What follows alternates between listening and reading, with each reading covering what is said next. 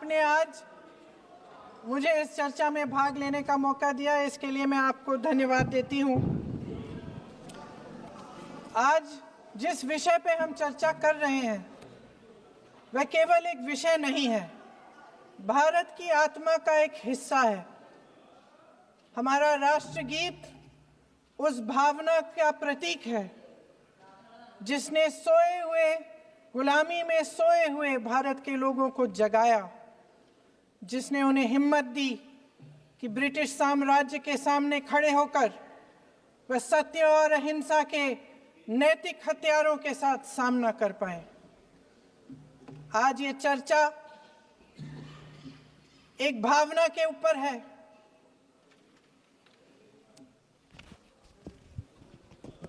और जब हम वंदे मातरम का नाम लेते हैं तो वही भावना हमारे दिल में उजागर होती है। जब हम वंदे मातरम का नाम लेते हैं तो हमें उस पूरे इतिहास की याद आती है जो स्वतंत्रता संग्राम का इतिहास था, उसकी पीड़ा, उसका संघर्ष, उसका साहस, उसकी नैतिकता, उसका जो बल था कि ब्रिटिश साम्राज्य उसके सामने झुका। अध्यक्ष महोदय, वंदे मातरम उस आधुनिक राष्ट्रवाद की अभिव्यक्ति है जिसने भारत के लोगों को एक राजनीतिक और नैतिक आकांक्षा से जोड़ा, जिसने भारत के लोगों को एक साझा नियति के उत्तराधिकारी, एक साझा भविष्य के निर्माता के रूप में देखा। लेकिन आज की ये बहस मुझे कुछ अजीब सी लग रही है। जैसे मैंने कहा, ये गीत देश की आत्मा का हिस्सा बन चुका है। 150 सालों से देशवासियों के दिलों में ये गीत बस चुका है। 75 सालों से हमारा देश आजाद है, तो फिर आज इस बहस की क्या आवश्यकता है?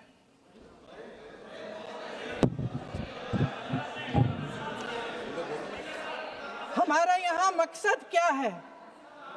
जनता से हमें दिया गया दायित्व, जनता का विश्वास, उनके प्रति हमारी जिम्मेदारी, हम किस तरह से इसका इस्तेमाल कर रहे हैं, हमें ये सोचना चाहिए। क्योंकि अब इस मोड़ पर हम इस सदन में अपने राष्ट्रगीत पर भी बहस करेंगे। आपने बहस मांगी है, आपने बहस मांगी है। आप तो इलेक्टोरल रिफॉर्म्स की बहस नहीं मांग रहे थे कि जब तक हम इस पर बहस नहीं करेंगे तब तक उस पर बहस नहीं होगी। इसकी वजह क्या है? इसकी वजह क्या है? हम आज यहाँ ये बहस क्यों कर रहे हैं? हमारा राष्ट्रगीत है, इस पर क्या बहस हो सकती है? हम ये बहस यहाँ आज 2 वजहों से कर रहे हैं। पहला कि बंगाल का चुनाव आ रहा है, हमारे प्रधानमंत्री अपनी भूमिका निभाना चाहते हैं उसमें। और दूसरी वजह ये है, ये मकसद है, पुरानी मकसद इनकी, अध्यक्ष महोदय, कि जिन्होंने स्वतंत्रता की लड़ाई लड़ी, जिन्होंने देश के लिए बड़ी बड़ी कुर्बानियां दी, उन पर सरकार नए आरोप लादने का मौका चाहती है। देश का ध्यान फिर से जनता के ज्वलंत मुद्दों से भटकाना चाहती है। यही एक मकसद है आपका। आपका मकसद है कि हम फिर से उसी अतीत में मंडराते रहें, उसी की तरफ हम देखते रहें जो हो चुका है, जो बीत चुका है। क्योंकि ये सरकार वर्तमान और भविष्य की ओर देखना ही नहीं चाहती, वे इस काबिल ही नहीं रही। सच्चाई ये है अध्यक्ष महोदय कि आज मोदी जी वह प्रधानमंत्री नहीं रहे जो एक समय में थे। सच ये है कि ये दिखने लगा है, उनका आत्मविश्वास घटने लगा है, उनकी नीतियां देश को कमजोर कर रही हैं। और मेरे सत्ता पक्ष के साथी चुप इसलिए हैं क्योंकि अंदर अंदर से वे भी इस बात से सहमत हैं। आज देश के लोग खुश नहीं हैं अध्यक्ष महोदय, परेशान हैं, तमाम समस्याओं से घिरे हुए हैं। तमाम समस्याओं से घिरे हुए हैं और उन समस्याओं का हल आप निकाल नहीं रहे हैं। हाँ ठीक है, उसका भी बोल लेंगे, समय आएगा तो उसका भी बोल लेंगे। बल्कि कल समय आ रहा है, चुनाव पे चर्चा होगी, उस पे भी बोलेंगे। अध्यक्ष महोदय, इनके भी अपने लोग दबी जबान में कहने लगे हैं कि सारी सत्ता को केंद्रित करने से देश का नुकसान हो रहा है। इस बीच अगर हम अतीत की बातें नहीं करेंगे तो कौन सी बातें करेंगे? ये किसी और बात के काबिल ही नहीं है, सिर्फ ध्यान भटकाना है जनता का। इसलिए आज हम वंदे मातरम पर चर्चा कर रहे हैं। वंदे मातरम देश के कण कण में जीवित है, इस पर बहस नहीं हो सकती। लेकिन चलिए, आपने बहस मांगी, आप बहस करना चाहते हैं, बहस करते हैं। आज इस चर्चा को प्रधानमंत्री जी ने शुरू किया, उन्होंने भाषण दिया और इसको कहने में कोई झिझक नहीं है कि भाषण अच्छा देते हैं, थोड़ा सा लंबा, लेकिन भाषण अच्छा देते हैं। सिर्फ एक कमजोरी है, अगर आप इजाजत दें तो मैं बोलूं, एक कमजोरी है। हाँ, उसी पे बोल रहे हैं, वंदे मातरम पे बोलो आप। अब सर मैंने तारीफ कर ली, आज, थोड़ा और विषय वंदे मातरम का है तो हम वंदे मातरम पर ही रखें, ठीक रहेगा सर। ये वंदे मातरम पे ही है। सर आपने प्रधानमंत्री जी को सुना था, अब तो शुरू नहीं हुए। सर भाषण बहुत अच्छा देते हैं, लेकिन तथ्यों के मामले में कमजोर पड़ जाते हैं। बहुत कमजोर। इसमें भी एक कला होती है कि तथ्यों को किस तरह से जनता के सामने रखा जाए। मैं तो नहीं हूं, जनता की प्रतिनिधि हूं, कलाकार तो नहीं हूं। इसीलिए मैं भी सदन के सामने कुछ तथ्य रखना चाहती हूं, लेकिन सिर्फ तथ्य के रूप में रखना चाहती हूं।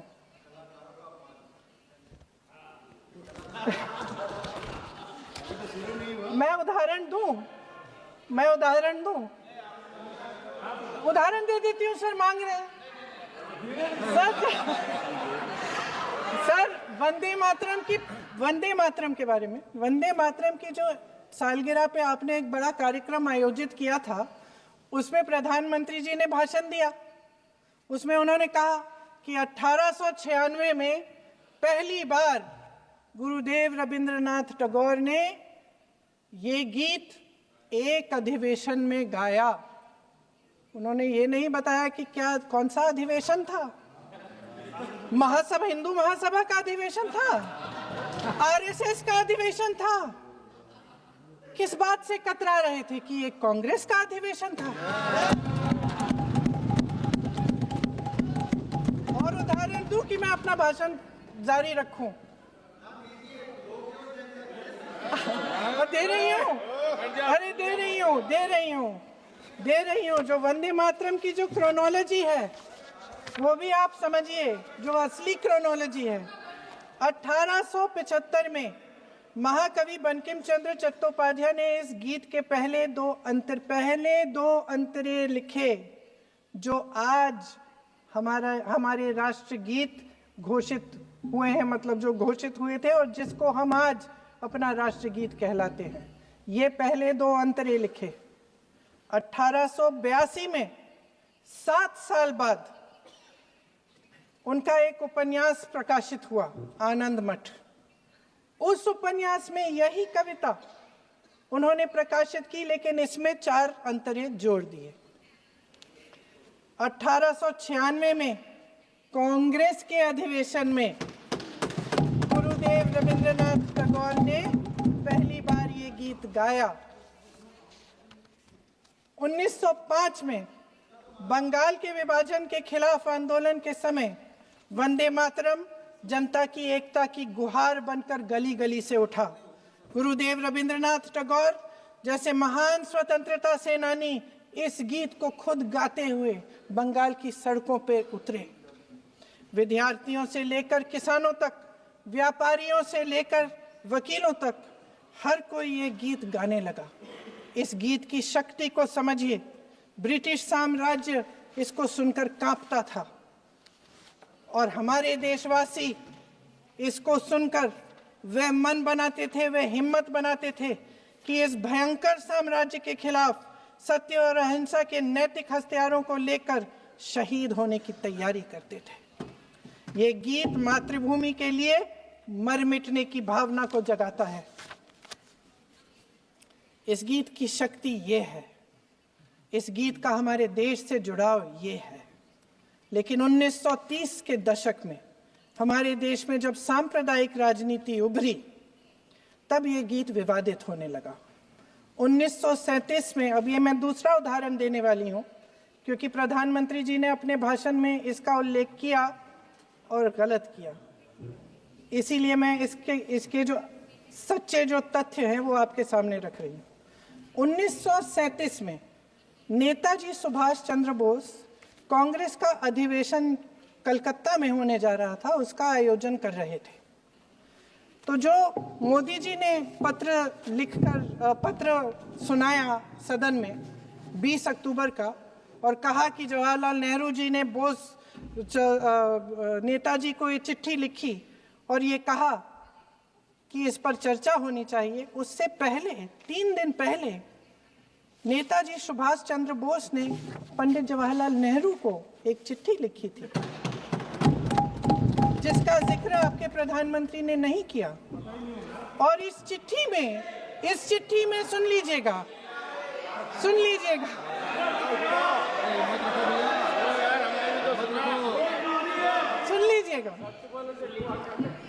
आप नेताजी के लफ्ज नहीं सुनना चाहते? बंगाल का चुनाव आ रहा है,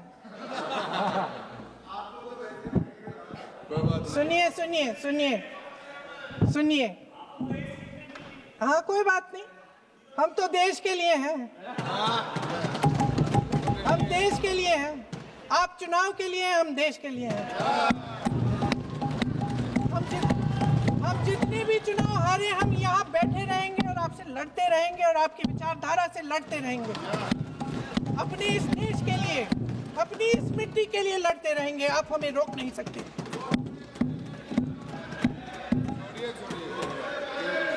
सुन लीजिए सुभाष चंद्र बोस जी ने क्या कहा, सुन लीजिए।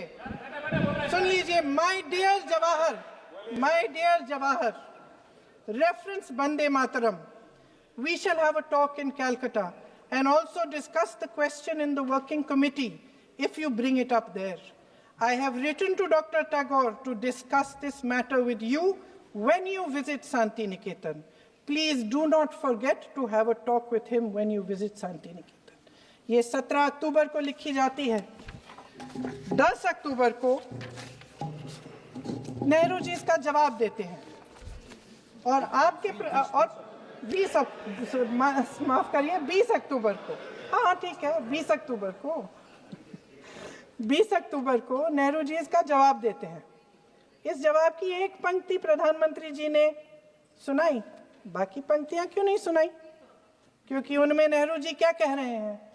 There is no doubt that the present outcry against Vande Mataram is to a large extent a manufactured one by the communalists. Whatever we do, we cannot pander to communalists' feelings, but to meet real grievances where they exist. I have decided now to reach Calcutta on the 25th morning. This will give me time to see Dr. Tagore as well as other friends. समझ रहे हैं आप? प्रधान चुप है तो समझ ही गए होंगे। फिर क्या होता है? फिर नेहरू जी कलकत्ता जाते हैं और गुरुदेव जी से मिलते हैं और उसके अगले दिन गुरुदेव जी एक चिट्ठी लिखते हैं जिसमें वो लिखते हैं, अंग्रेजी में चिट्ठी है, उसका एक अंश मैं आपको हिंदी में बता देती हूँ, जिसमें गुरुदेव जी कहते हैं कि जो 2 अंतरे हमेशा गाए जाते थे उनका महत्व इतना गहरा था कि उस हिस्से को कविता के शेष हिस्से तथा पुस्तक के उन अंशों से अलग करने में उन्हें कोई कठिनाई नहीं थी। उन्होंने ये कहा कि स्वतंत्रता संग्राम में हमेशा से वही दो अंतरे ही गाए जाते थे और उनको गाते हुए कुर्बानी देने वाले सैकड़ों शहीदों के सम्मान के लिए उन्हें ऐसे ही गाना उचित रहेगा।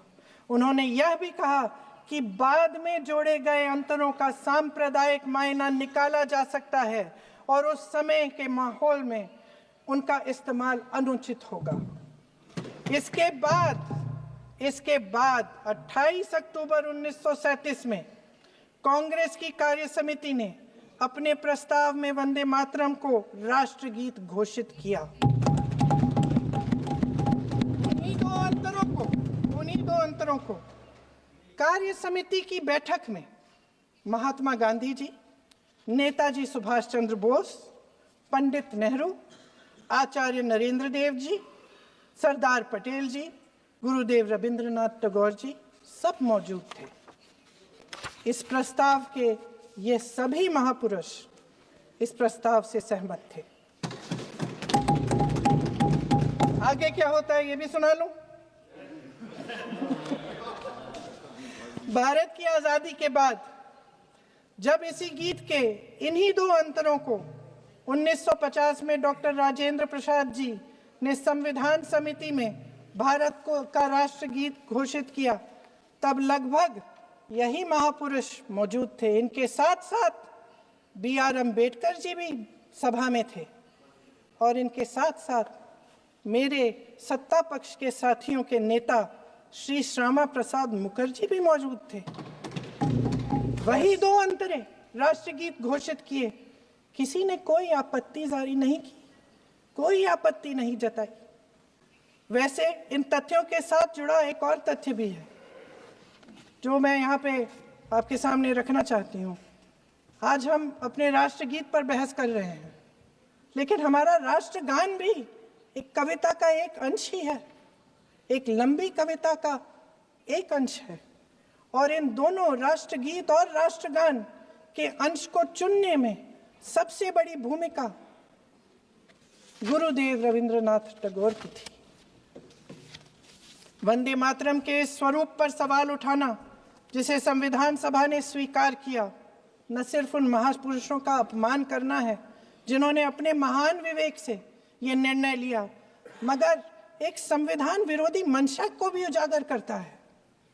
क्या सत्ता पक्ष के हमारे साथी इतने अहंकारी हो गए हैं कि अपने आप को महात्मा गांधी जी से, रविंद्रनाथ टैगोर जी से, राजेंद्र प्रसाद जी से, बाबा साहब अम्बेडकर जी से, मौलाना आजाद जी से, सरदार पटेल जी से, सुभाष चंद्र बोस जी से बड़ा समझने लग गए हैं?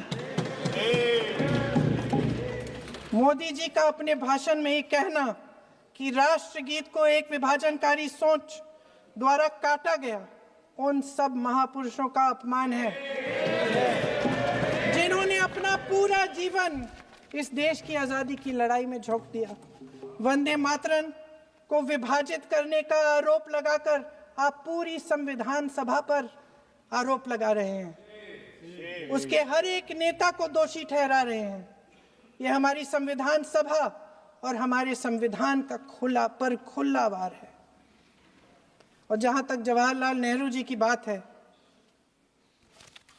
जितनी देर हमारे प्रधानमंत्री देश के प्रधानमंत्री रहे हैं, 12 साल हो गए हैं, लगभग उतने ही सालों के लिए जवाहरलाल नेहरू जी जेल में रहे। किस लिए? इस देश की आज़ादी के लिए। उसके बाद 17 साल के लिए प्रधानमंत्री रहे। आप बड़ी आलोचना करते हैं इनकी, लेकिन अगर इन्होंने इसरो नहीं बनाया होता तो आज आपका मंगलयान नहीं होता। अगर DRDO नहीं बनाया होता तो तेजस नहीं बनता। अगर IIT और IIM नहीं बनाए होते तो हम आज IT में आगे नहीं होते। अगर एम्स नहीं बनाया होता तो हम कोरोना की जब बड़ी चुनौती का सामना कैसे करते? हाँ, वही कुछ भी। इसका मतलब है इस मुद्दे का जवाब नहीं है आपके पास। अगर इन्होंने BHEL, गेल, सेल, भाखड़ा नंगल ये सब नहीं बनाया होता जो आप सब बेच रहे हैं, तो ये विकसित भारत कैसे बनता? और मत कहिए बाकी पंडित जवाहरलाल नेहरू इस देश के लिए जिए, सुन लीजिए। बेच लो यार, और बाकी भी बेच देंगे जी। पंडित जवाहरलाल नेहरू इस देश के लिए जिए और देश की सेवा करते करते उन्होंने दम तोड़ा। फिर भी सुन लीजिए, मेरी एक सलाह ले लीजिए, मेरी एक सलाह ले लीजिए। सर मैं आपको आपके माध्यम से सलाह दे रहे हैं, हम छोड़ना नहीं। सर मैं आपके माध्यम से एक सलाह दे देती हूँ। हमारे प्रधानमंत्री महोदय 12 सालों से इस सदन में हैं, मैं मात्र 12 महीनों से हूँ। फिर भी छोटी सी सलाह है। उन्होंने अभी हाल ही में चुनाव था, कुछ महीनों पहले उन्होंने एक सूची निकाली थी कि विपक्षी दलों ने और विपक्ष के नेताओं ने कितने अपमान किए हैं इनके, और उसमें शायद 90-99 ऐसे उन्होंने अपमानों की सूची बनाई थी। तो मैं उनको एक छोटी सलाह देना चाहती हूँ कि नेहरू जी से जितनी भी शिकायतें हैं, जितनी भी गलतियां उन्होंने की आपके जहन में, जितनी भी गालियां देनी है, जितना भी अपमान करना है, उसकी भी एक सूची बना दीजिए। नहीं, बात खत्म नहीं है। 999 अपमान, 9,999 अपमान, सूची बना दीजिए और फिर हम एक समय निर्धारित करते हैं। जैसे हमने 10 घंटे आज वंदे मातरम पर हमने बहस किया है ना, उस तरह से हम अध्यक्ष महोदय जी से पूछेंगे, एक समय निर्धारित करेंगे, 10 घंटे, 20 घंटे, 40 घंटे, जितने घंटों में आपकी ये शिकायत पूरी हो जाए, माननीय सदस्य आप तो आप शांत हो जाएं और हम बहस कर लेंगे। लेकिन इस सदन का कीमती समय, जिसके लिए हमें यहाँ पे जनता ने भेजा है, जैसे हमें जनता की समस्याओं को हल करने के लिए चर्चा करनी चाहिए, इस्तेमाल करना चाहिए, उसको एसी के लिए इस्तेमाल करिए। उसके बाद जैसे अंग्रेजी में कहते हैं ना, जैसे अंग्रेजी में कहते हैं कि once and for all let's close the chapter, close कर लीजिए। देश सुन लेगा क्या क्या शिकायतें हैं, किसने क्या किया, इंदिरा जी ने क्या किया, राजीव जी ने क्या किया, परिवारवाद क्या होता है, नेहरू जी ने कौन सी गलतियां की, सुना लीजिए, फिर खत्म। उसके बाद बेरोजगारी, महंगाई, महिलाओं की समस्याएं, जो पीएमओ में हो रहा है उसकी बातें, उसकी चर्चा, जो बेटिंग ऐप के बारे में हो रहा है पीएमओ के अंदर, आप माननीय सदस्य प्लीज, जो एफस्टीन फाइलों में बोले आपके मंत्री महोदय के नाम निकल आए हैं, माननीय उसकी चर्चा करेंगे। आप वंदे मातरम में बोले, आप इधर उधर डाइवर्ट मत हो।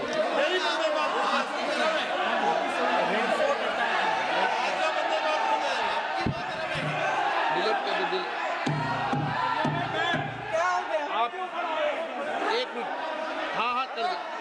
क्या हो गया? अंत में चिड़ी गए।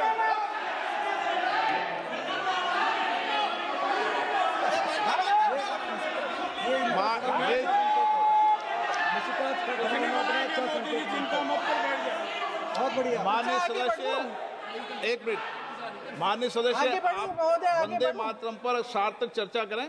ठीक सर, इधर उधर सर, बात डाइवर्ट मत यही हो। थी सर, संक्षिप्त में बात यही थी कोई डाइवर्ट नहीं कि होना हम चाहिए। अतीत अपन में को बातें करते रहते हैं। माननीय सदस्य नहीं, आप बिना तथ्यों के कोई बात नहीं करें। आप वंदे मातरम पे बोले उचित रहेगा।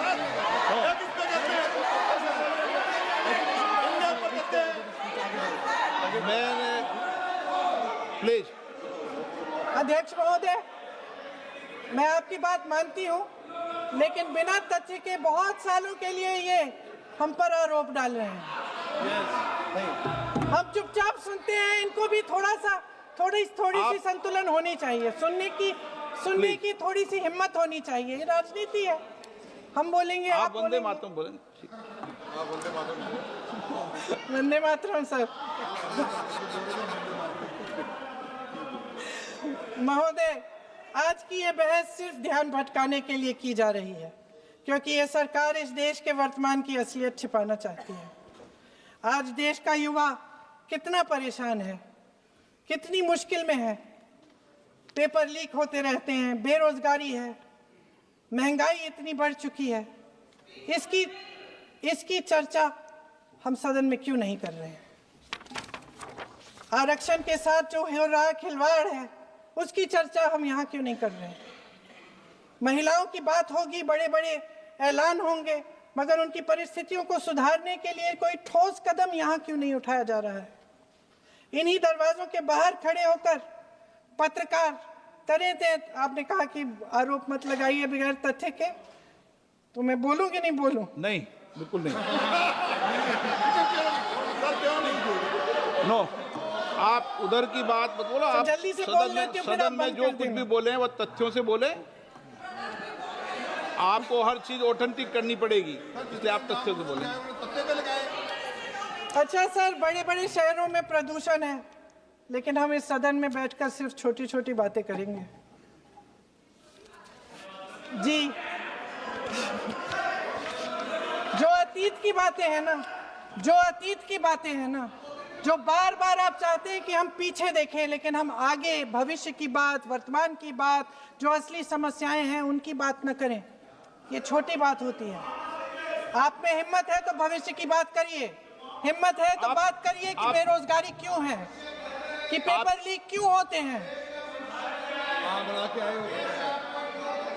आप चेयर को एड्रेस करें। आपको अच्छा, खत्म कर लेती हूँ, चेयर के एड्रेस करो आप। अध्यक्ष महोदय जी, सच्चाई ये है कि इनका शासन दमन का शासन है। इनकी राजनीति दिखावे की राजनीति है, इवेंट मैनेजमेंट की राजनीति है, चुनाव से चुनाव तक राजनीति है, तरह तरह के ध्यान भटकाने वाले मुद्दों की राजनीति है। वंदे मातरम इस देश की उन्हीं उम्मीदों की गुहार है जिन्हें आपका शासन हर रोज ठुकरा रहा है। आज भी सरहद